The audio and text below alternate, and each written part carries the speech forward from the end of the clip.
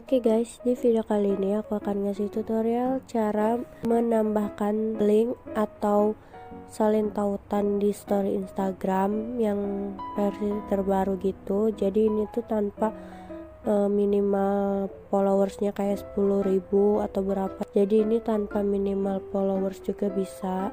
Nah, kalian tinggal ke Instagram aja, lalu kalian tinggal ke storynya. Nah, ini contoh aja. Lalu kalian tinggal ke stiker. Nah, ini tautannya. Nah, kalian tinggal bisa langsung aja tempel di sini.